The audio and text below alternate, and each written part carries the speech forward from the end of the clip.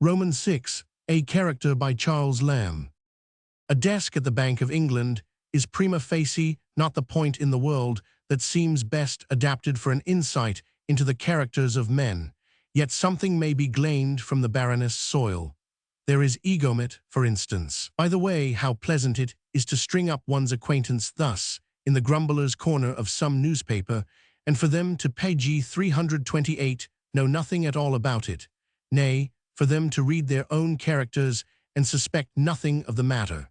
Blessings on the writer who first made use of Roman names. It is only calling Tomkins, Caius, and Jenkins Titus, or whipping Hopkins upon the back of Scaevola, and you have the pleasure of executing sentence with no pain to the offender. This hanging in effigy is delightful. It evaporates the spleen without souring the blood, and is altogether the most gentlemanly piece of jack-ketchery imaginable. Egomet, then, has been my desk fellow for 30 years. He is a remarkable species of selfishness.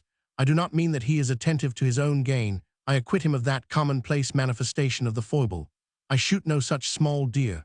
But his sin is a total absorption of mind in things relating to himself, his house, his horse, his stable, his gardener, and see nothing that concerns himself can he imagine to be indifferent to you.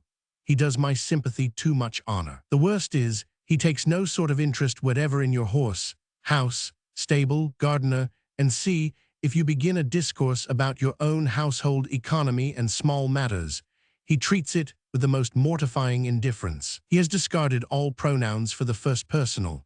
His inattention, or rather aversion to hear, is no more than what is a proper return to a self-important babbler of his own little concerns.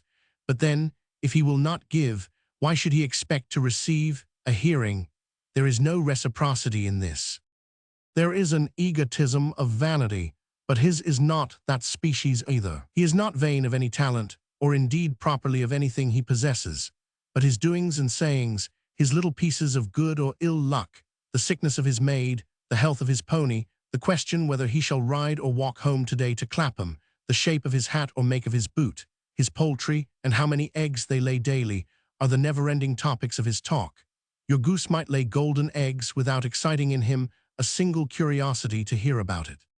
He is alike throughout. His large desk, which abuts on mine, Nimium vicini, alas, is a vast lumber chest composed of every scrap of most insignificant paper, even to dinner invitation cards, every fragment that has been addressed to him or in any way has concerned himself. My elbow aches with being perpetually in the way of his sudden jerking it up, which he does incessantly to hunt for some worth page 329 less scrap of the least possible self-reference.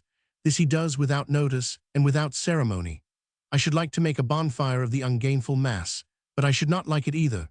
With it would fall down at once all the structure of his pride, his fane of Diana, his treasure, his calling, the business he came into the world to do. I said before, he is not avaricious, not egotistical in the vain sense of the word either. Herefore the term selfishness or egotism is improperly applied to his distemper. It is the sin of self-fullness. Neither is himself, properly speaking, an object of his contemplation at all. It is the things which belong or refer to himself. His conversation is one entire soliloquy, or it may be said to resemble Robinson Crusoe's self-colloquies in his island. You are the parrot sitting by. Begin a story, however modest, of your own concerns, something of real interest perhaps, and the little fellow contracts and curls up into his little self immediately, and with shut ears sits unmoved, self-centered, as remote from your joys or sorrows as a Pagod or a Lucretian Jupiter. Lepers.